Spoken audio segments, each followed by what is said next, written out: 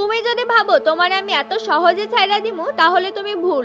আমি তোমারে এত সহজে ছাড়তাছি না, আমি তোমারে এখান থেকে সহজে যাইতে দিব না। এরপর জ্যোতি তাকে মারার চেষ্টা করতে গেলে রাধিকা ওইখান থেকে কোনোভাবে পালানোর চেষ্টা করে, আর সেটা দেখে জ্যোতি বলে, শালি তুই আমার কাছ থেকে ভাগবি? অনেক ফ্রি টাকায় খাওয়ার শখ, আবার কলেজের মানুষদেরকে বোকা বানাইতেছে। তোর তো আজকে খবর আছে। রাধিকা তুমি কই ছিলা? তোমাকে আমি কালকে থেকে খুঁজতেছি, তুমি আমার ফোন কেন ধরতেছিলা না? আয় হায়, তোমার কি হইছে? তোমার মুখের মধ্যে দাগ কিভাবে হইলো? গতকাল রাধিকার প্রিমিসের সাথে দেখা করার কথা ছিল, কিন্তু রাধিকা প্রিমিসের সাথে দেখা করেনি। আর প্রিমিস রাধিকার গতকালকের ব্যবহার দেখে তাকে সন্দেহ করা শুরু করে।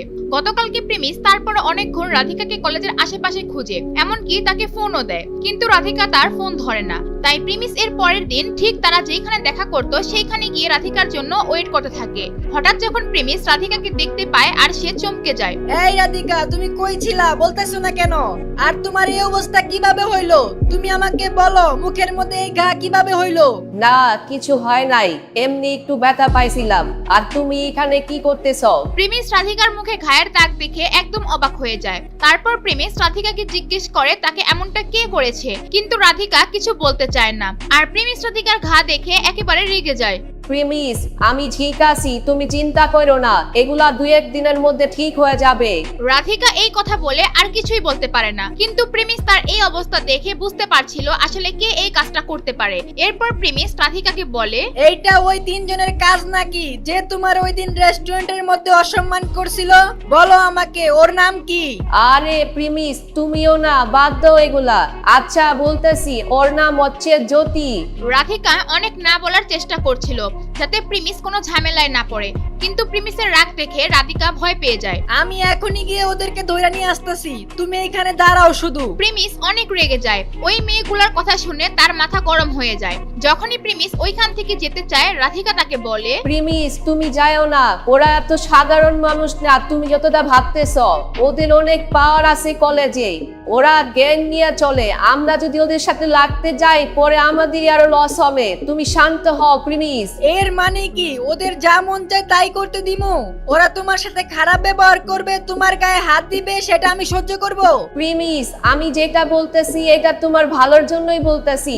আমি আজকের পর থেকে ওদের কাছ থেকে দূরেই থাকবো, তুমি কোনো চিন্তা করো না। আর আমি ওদের সামনে আর যাবই না। আচ্ছা ঠিক আছে, কিন্তু এইবার কোনো ঝামেলা হইলে আমি কিন্তু ঝামেলা করব, বলে দিলাম। প্রিমিসের রাগের চেয়ে রাধিকা সেফটির কথা বেশি চিন্তা করছে। আর প্রিমিস এটাও দেখছিল যে সে তার সেফটির কথা চিন্তা করার সাথে সাথে প্রিমিসের কথাও চিন্তা করছিল। আচ্ছা ঠিক আছে, চলো আমার সাথে, আমরা এখন হসপিটালে যাব, তুমি আমার সাথে চলো।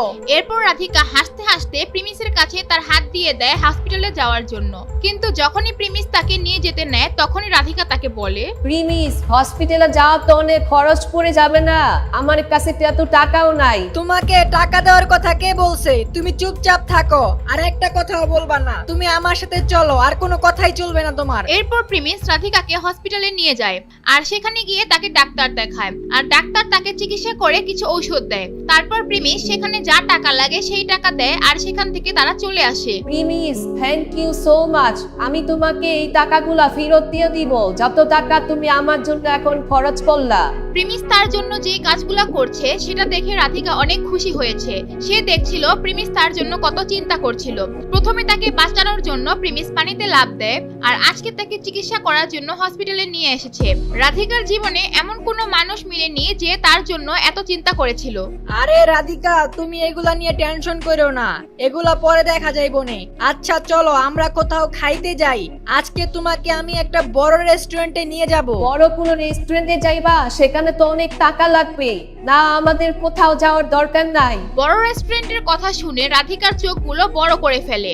সে অলরেডি প্রিমিসের অনেক টাকা নষ্ট করে ফেলেছে, তাই সে আর তার টাকা খরচ করাতে চায় না। আমার মনে হচ্ছে আমাদের বড় রেস্টুরেন্টে খাবার না খাইয়া আমাদের কলেজের ক্যান্টিনে গিয়ে খাওয়া উচিত। আর ওইখানে খাবারগুলো ভালো আর দামও তেমন না। এরপর প্রেমিস তার কথা না শুনে তাকে নিয়ে চলে যায় একটা বড় রেস্টুরেন্টে। প্রথমে তো রাধিকা প্রিমিসের সাথে আসতে ভয় পাচ্ছিল, কারণ প্রিমিসের অবস্থাও দেখতে রাধিকার মতোই। তার মনে হচ্ছিল এত বড় রেস্টুরেন্টে প্রিমিস প্রথমবারই এসেছে, তাই এই অবস্থায় এমন না হয় যে তারা আবার অপমানিত হয়। কিন্তু যেইভাবে প্রিমিস খাবার অর্ডার করছিল আর খাবার আনতে বলছিল, তাকে দেখে মনে হচ্ছিল যে সে এই রেস্টুরেন্টে প্রায় আসা যাওয়া করে। রাধিকা প্রিমিসকে দেখে তার মনে হচ্ছিল সে একজন রহস্যময় মানুষ। রাধিকা, তুমি এইখানে একটু বসো, আমি একটু ওয়াশরুম থেকে আসতাছি। আমি আস্তে আস্তে খাবার চলে আসবে আমাদের, তুমি বসো। প্রিমিস ওয়াশরুমে চলে যায় আর রাধিকা সেই টেবিলের চেয়ারের মধ্যে বসেছিল আর সে এদিক ওদিক দেখছিল। সে তার জীবনে এত দামি রেস্টুরেন্টে কখনো আসেনি। আরে এটা রাধিকা না? ও এখানে কি করে? রাধিকা পেছন থেকে একটি আওয়াজ শুনে বুঝে গিয়েছিল যে এই আওয়াজ আর কারো না, জ্যোতি এটা। রাধিকা তাকে দেখে তার অনেক রাগ হয় আর সাথে সাথে সে ভয়ও পেয়ে যায়। আর তারপর সেই বদমাইশ মেয়েটি তার গ্যাং নিয়ে রাধিকার সামনে এসে দাঁড়ায়। এই মায়া কি কিছুদিন ধরে পাগল টাগল হয়েছে নাকি? ও কিছুদিন আগে আরেকটা রেস্টুরেন্টে বসে বারবার লাচ্ছি খাইতেছিল, আর আজকে ওটার চেয়ে দামি রেস্টুরেন্টে আইসা মহারানীর মতো বসে রইছো। তোমার এত সাহস কিভাবে হয় এত দামি রেস্টুরেন্টে আইসা খাবার খাওয়ার কথা চিন্তা করো? আরে ভাই, আমাদের মতো মানুষরা এই রেস্টুরেন্টে মাসে 2-1 বার আসি, আর তুমি কলেজ থেকে স্কলারশিপ পায়া ফ্রি টাকাগুলো এই রেস্টুরেন্টে আইসা উড়াইতেছো। তোমার কি শরম করে না? কলেজ তোমার পড়ার জন্য টাকা দেয়, খাওয়ার জন্য না। এরপর সেই জ্যোতি মেয়েটি রাধিকার সামনে গিয়ে তার গলার মধ্যে হাত দিয়ে তাকে বলে, তুমি যদি ভাবো তোমারে আমি এত সহজে ছাইড়া দিমু তাহলে তুমি ভুল।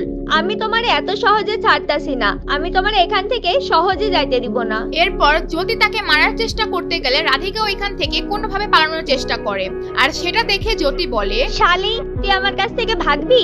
অনেক ফ্রি টাকায় খাওয়ার সব, আবার কলেজের মানুষদেরকে বোকা বানাইতেছে। তোর তো আজকে খবর আছে। এরপর মেয়েটা রাধিকাকে ধরার জন্য ধাওয়া করে, আর রাধিকা মনে মনে ভাবতে থাকে আজকে হয়তো সে তার কাছ থেকে আর বাঁচতে পারবে না। সে দৌড়াতে দৌড়াতে রেস্টুরেন্টের গেটের সামনে এসে একজনের পায়ের সামনে পড়ে যায়। সেটা আর কেউ না, প্রিমিস ছিল। প্রিমিসকে দেখে রাধিকা যেন প্রাণ ফিরে পেল। প্রিমিস রাধিকাকে এই অবস্থায় দেখে তার মাথা একদম গরম হয়ে যায়, আর সেই রেস্টুরেন্টের মধ্যে সেই বদমাইশ মেয়ে জ্যোতিকে দেখে তার আর বুঝতে বাকি থাকে না ঘটনা আসলে কি হয়েছে। এরপর প্রিমিস রাধিকাকে তার পিছনে রাখে, আর সে সামনের দিকে জ্যোতির দিকে রাগের দৃষ্টিতে তাকায়। আরে এইটা এই ছেলেটা না ওই দিন ওই রেস্টুরেন্টের মধ্যে ছিল? আচ্ছা, ওদের মধ্যে আবার কোনো ইটিশ পিটিশ চলতেছে না তো? ঠিকই আছে ভাই, গরিব রে গরিবের সাথেই ভালো লাগে। এগুলা বলার পর প্রিমিসের রাগ আরো বাড়তে থাকে, আর রাধিকা অনেক ভয় পেয়ে যায় এগুলা দেখে। আচ্ছা, এবার আমি বুঝতে পারছি এই মেয়ে প্রতিদিন দুপুরে আসলে কোথায় যাইতো। এই ছেলে আর এই মেয়ের মধ্যে তো কোনো কিছু চলতেছে। ওর মতো মেয়ের তো এমন ছেলেই পাওয়ার কথা। তুমি রাধিকার গায়ে হাত দিছো? তোমার এই সাহস কে দিছে? কেন মারছি মানে কি? ওর মতো মেয়েরে মারতে আবার কোনো রিজন লাগে নাকি? এই মেয়ে তো আমাদের পালা কুত্তার মতো, আমাদের যখন খুশি আমরা যা ইচ্ছা তাই করতে পারি। আমি তোমাকে লাস্ট ওয়ার্নিং দিতাছি, আজকের পর থেকে তুমি ওর গায়ে হাত দিবা না, তাহলে কিন্তু বিষয়টা খারাপ হয়ে যাবে বলে দিলাম। আচ্ছা, এখন তুমি আমাদের ওয়ার্নিং দিবা? তুমি বাঁচাইবা ওরে? ওই জায়গায় দাঁড়ায় দাঁড়ায় কথা বলছ কেন? সাহস থাকলে এই জায়গায় এসে হাত লাগায় দেখা। এগুলা শুনে প্রিমিসের আরো রাগ বেড়ে যায়। রাগে সে তার হাতের আঙ্গুল মুট করে ফেলে, আর এইদিকে রাধিকা তো ভয়ে পেয়ে যাচ্ছিল। সে ভাবছে প্রিমিস আবার নতুন কোনো ঝামেলায় পড়বে না তো। আর এইদিকে প্রিমিস যখন জ্যোতির দিকে তেড়ে যেতে নেয়, দূর থেকে একজন ছেলে ডাক দিয়ে বলে, এই বেটা থাম, আমরা আইসা লই, তারপর দেখি তোর কত পাওয়ার। প্রিমিস বুঝতে পারছিল এই মেয়ে এই ছেলেগুলোর পাওয়ারেই কথা বলছিল। এখন কি হবে? প্রিমিস আর রাধিকা কি ওদের কাছ থেকে বাঁচতে পারবে? প্রিমিস কি ওদের কাছে হার মেনে নিবে, নাকি প্রিমিস তার পাওয়ার ব্যবহার করে ওদেরকে শায়েস্তা করবে? আপনাদের কাছে কি মনে হয় কমেন্ট করে জানান। আর এর পরের পার্টে কি হবে সেটা সবার আগে দেখতে চাইলে দিবস গেমিং এর ইউটিউব চ্যানেলটি সাবস্ক্রাইব করে নোটিফিকেশন বাটন বাজিয়ে রাখেন। আর যারা ফেসবুক থেকে দেখছেন তারা পেজটি ফলো করে ভিডিওটি শেয়ার করে দিন।